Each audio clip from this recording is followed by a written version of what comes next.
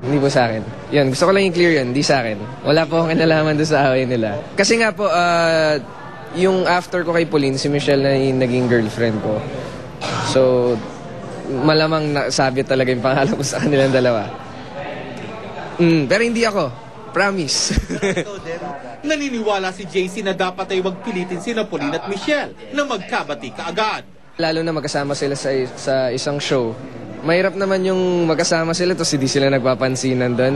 Siguro magkakabati at magkakabati sila. Siguro ano lang, yung time lang talaga. Tuwang-tuwa naman si JC na ngayong taon, sunod-sunod ang magaganda niyang proyekto. Bida siya sa emergency episode ng Shake, Rattle and Roll, kung saan kasama niya sina Wendell Ramos at Mylene Dizon. Masaya rin si JC sa telenovela nila ni Rian Ramos, nalalola dahil nakakaaliw daw itong talaga. Inaamin ng binata ang malaking crush niya kay Rian. Nililigawan na nga ba niya si Rian? Nagpipigil.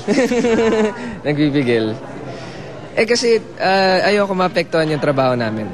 Yun lang, ayoko lang maapektuhan yung trabaho namin. Kasi gusto namin masimulan ng maganda yung ratings namin. Lars Santiago, updated sa Showbiz Happening. Magbabalik pa ang Chika Minute, so stay tuned. Susunod, 200 metrong banner ng pasasalamat sa mga guro, pang world record daw. Stock market index ng Pilipinas ngayong araw na ito, bumaba, mas mababa pa noong 2000 na taon. Isang sementeryo sa lungsod ng Baguio, hindi tao ang inililibing. Mapapanood natin sa pagpapatuloy ng 24 oras.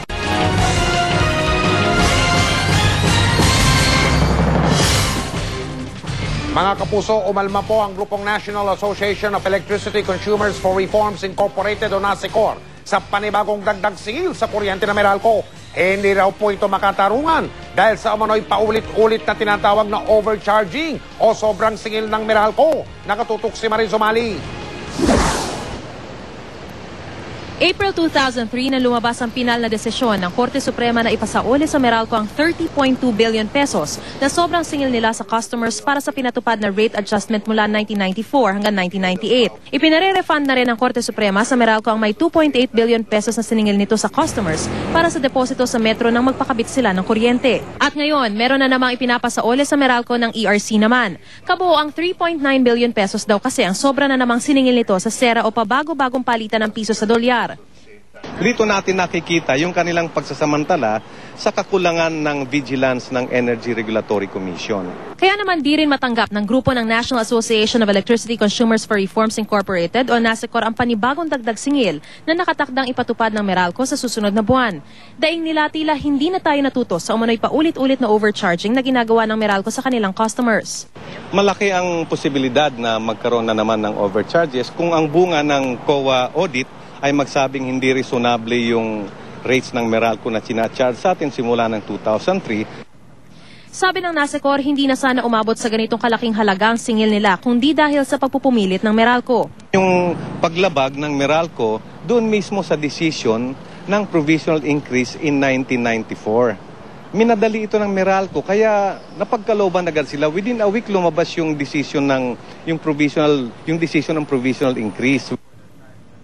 Pero sabi ng Energy Regulatory Commission o ERC, hindi dapat isisilang sa Meralco ang overcharging na ito. Walang pagkakamali dahil like yung naunang refund na nabanggit, ito kasi ay alinsunod na rin doon sa pagpayag ng ERB, doon sa provisional at yung pagkakaiba nitong provisional na pagtaas doon sa pinal na desisyon ng ERB.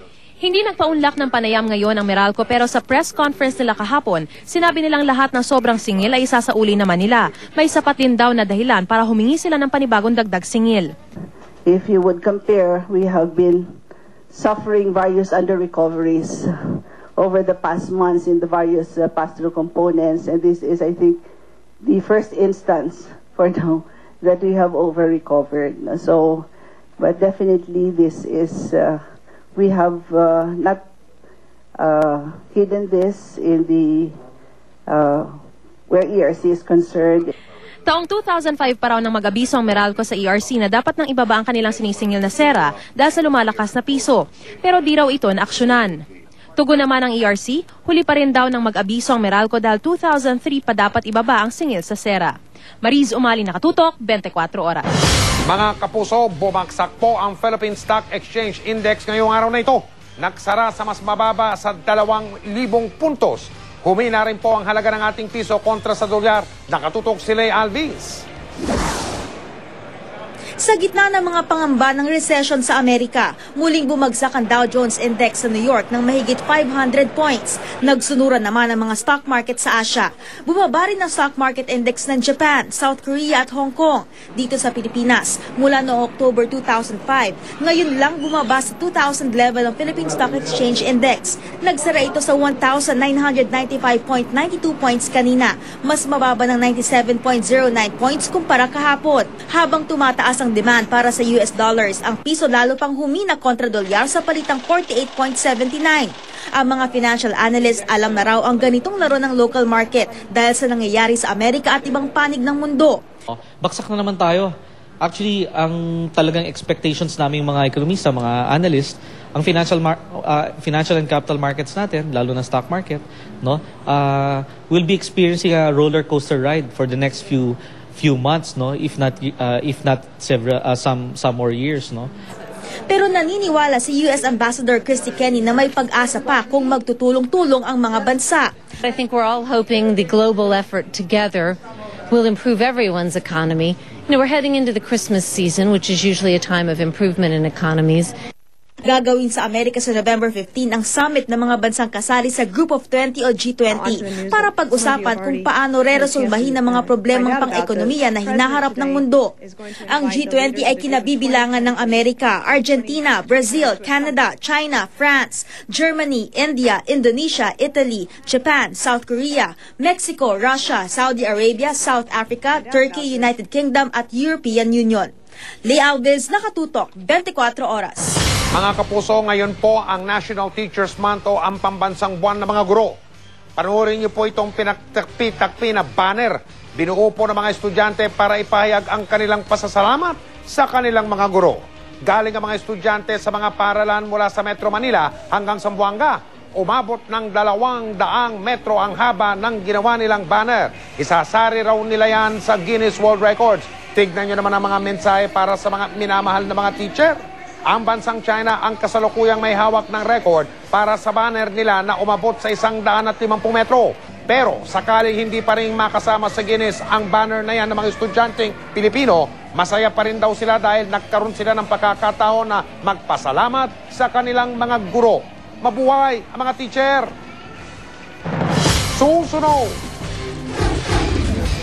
Pag-aalala ng mga isdang o pag-aalaga ng mga isdang pwedeng inegosyo, kaya na raw gawin sa bakuran. Bangko Sentral ng Pilipinas nagbabala sa pagkalat ng mga peking pera ngayong magpapasko na. Diana Zubiri, may bago raw inspirasyon. Tutok lang sa mga inspiradong mga balita dito sa 24 Oras.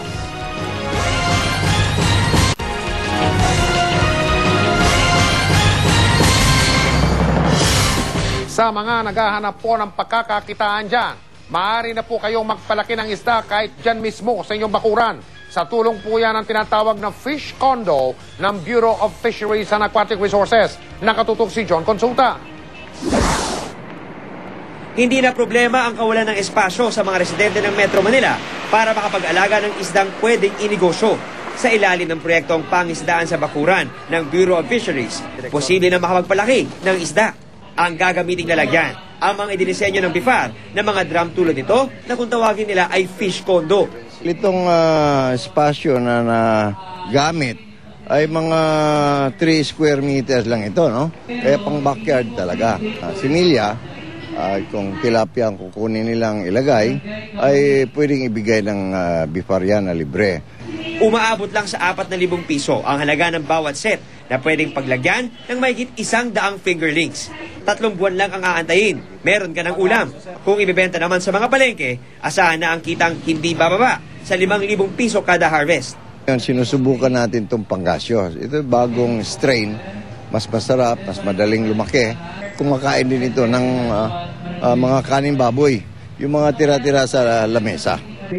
Abot tenga naman ang ngiti ng mga barangay officials sa Quezon City matapos tumanggap ng libreng fingerlings at set ng mga fish condo. Malaking tulong raw ito para malabanan ang gutom sa kanilang lugar at mabigyan ng mapagkakakitaan ang kanilang nasasakupan. Pag-aaralan na agad namin at titingnan na namin kung alin-aling ng mga areas namin ang pwede naming bigyan. Itong mga islang ito hindi tutubo na o lalaki na nag-iisa ha. Kailangan you do something about it. John Consulta, Nakatutok, 24.